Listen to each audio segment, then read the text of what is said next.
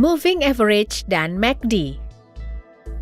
Di video ini Anda akan belajar apa itu Moving Average dan bagaimana menghitungnya, bagaimana menginterpretasikan sinyal serta menggunakan MACD dan histogram MACD.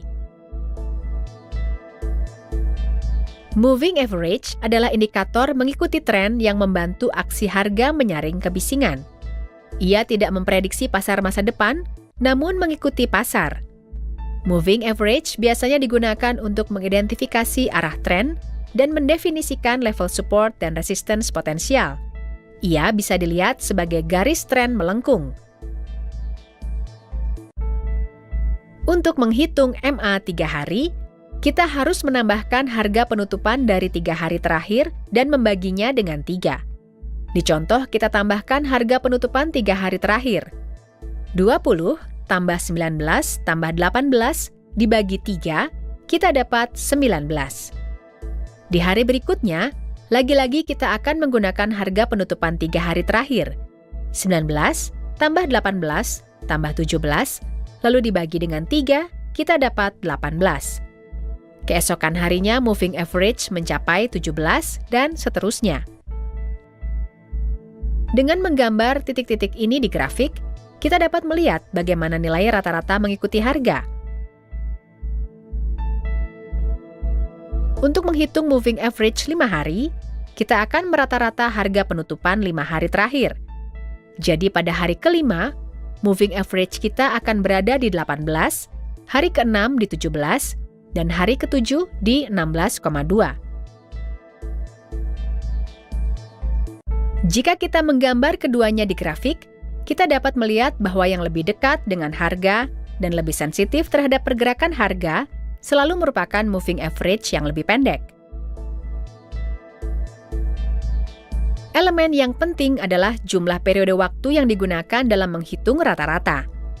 Kuncinya adalah menemukan moving average yang secara konsisten menguntungkan, dan pada waktu yang sama sesuai dengan siklus pasar yang Anda ikuti.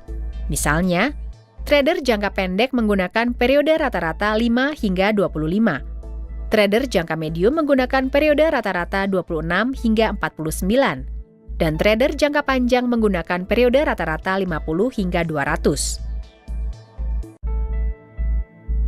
Hal berikutnya untuk diperhatikan adalah harga mana yang dirata-rata. Karena harga penutupan dianggap sebagai harga paling penting oleh kebanyakan peserta pasar, kebanyakan hitungan moving average didasari pada harga penutupan. Namun juga bisa dikonstruksi menggunakan ketinggian di periode, kerendahan dan harga pembukaan, atau bahkan harga tengah yang merupakan ketinggian ditambah kerendahan di atas 2, harga tipikal yang adalah ketinggian ditambah kerendahan ditambah penutupan di atas 3, atau harga penutupan tertimbang. Walaupun jarang digunakan, moving average simple yang dijelaskan selama ini memberikan ruang terhadap beberapa kritisisme. Kritisisme pertama adalah bahwa hanya periode masa lalu yang terliput oleh rata-rata yang bisa dimasukkan, misalnya dalam 10 hari terakhir. Kritisisme berikutnya adalah bahwa simple moving average memberikan bobot yang sama dengan tiap-tiap periode lalu. Satu-satunya perbedaan signifikan antara berbagai tipe moving average adalah bobot yang diberikan ke data. Simple moving average mengaplikasikan bobot setara ke semua harga. Rata-rata eksponensial dan tertimbang memberikan bobot lebih ke harga terbaru. Rata-rata triangular menerapkan lebih banyak bobot ke harga di tengah periode. Variabel moving average mengubah bobot berdasarkan volatilitas harga. Sekarang mari kita lihat bagaimana moving average diinterpretasikan. Metode paling sederhana dan populer untuk menginterpretasikan moving average adalah dengan membandingkan relasi antara moving average dan harga sekuritas. Sinyal bullish diberikan ketika harga naik ke atas moving average. Sebaliknya, sinyal bearish diberikan ketika harga jatuh ke bawah moving average. Interpretasi kedua menggunakan dua moving average untuk menghasilkan sinyal. Ini disebut dengan metode crossover double. Teknik ini melibatkan satu moving average yang relatif pendek dan satu lagi yang relatif panjang. Panjang moving average mendefinisikan time frame system. Sistem yang menggunakan MA 5 hari dan 20 hari akan dianggap jangka pendek, sementara MA 50 dan 200 hari dianggap jangka panjang. Crossover bullish muncul ketika moving average yang lebih pendek melewati atas moving average yang lebih panjang. Crossover MA 50 di atas MA 200 disebut juga sebagai cross emas. Crossover bearish muncul ketika moving average yang lebih pendek melewati bawah moving average yang lebih panjang. Crossover MA 50 di bawah MA 200 disebut juga dengan dead cross. Cara lainnya untuk menginterpretasikan moving average adalah melalui teknik triple crossover yang menggunakan 3 moving average.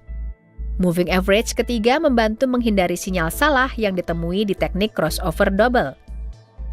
Kombinasi paling populer disebutkan oleh R.C. Allen, dan dengan menggunakan kombinasi moving average periode 4, 9, dan 18. Beberapa trader bisa menyesuaikannya ke kombinasi 5, 10, dan 20. Periode 4 hari akan mengikuti tren paling dekat, diikuti oleh periode 9 dan 18 hari.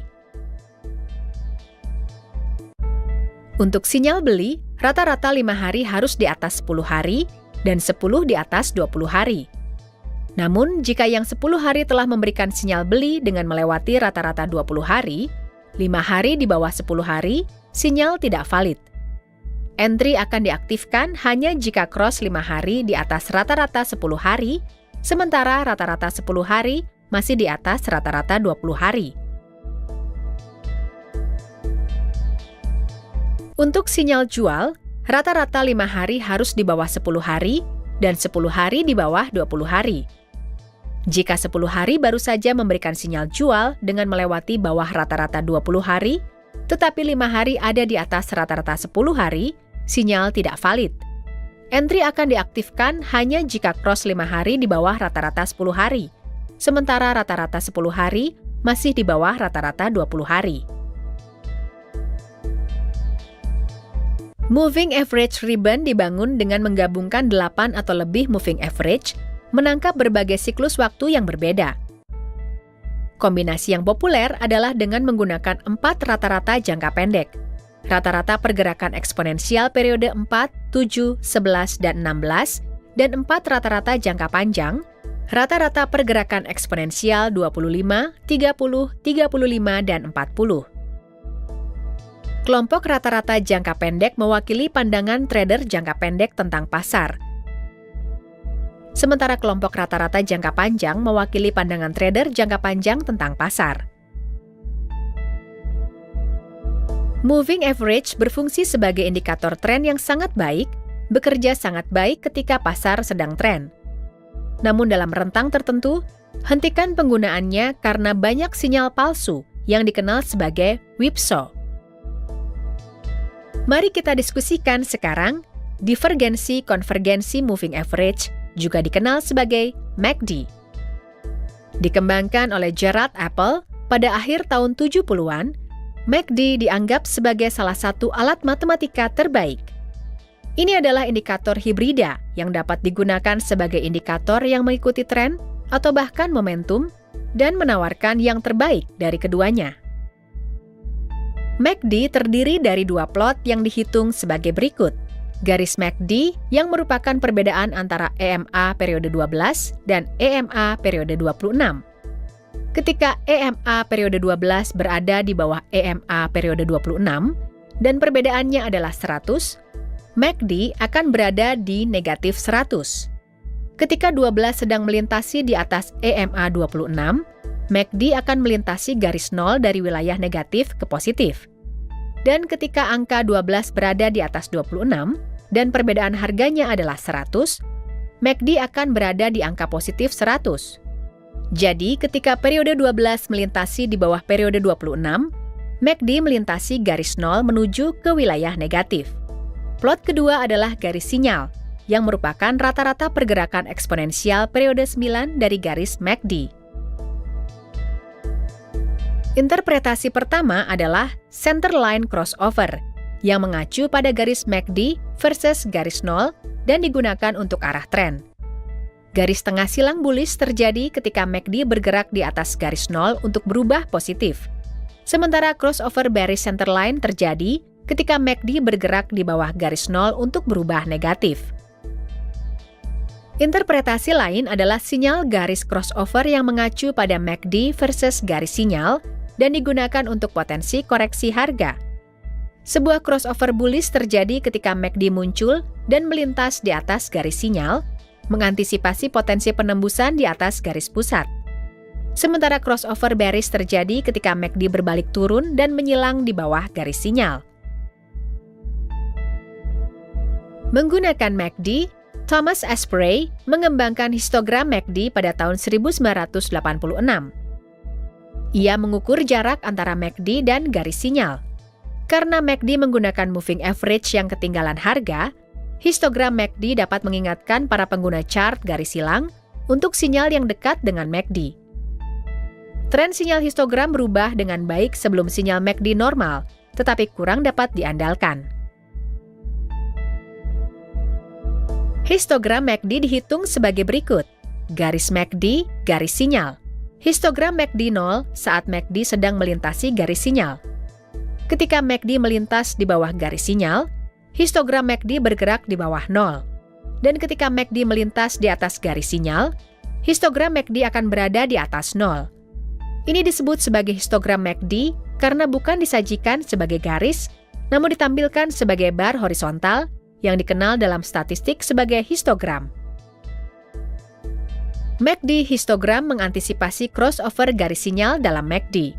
Kemiringan ke bawah di histogram menyeratkan divergensi negatif antara MACD dan garis sinyal, serta bersifat bearish.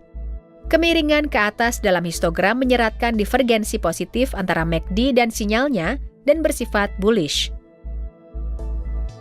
Di video berikutnya, kita akan berbicara mengenai momentum oscillators. Terima kasih telah menonton.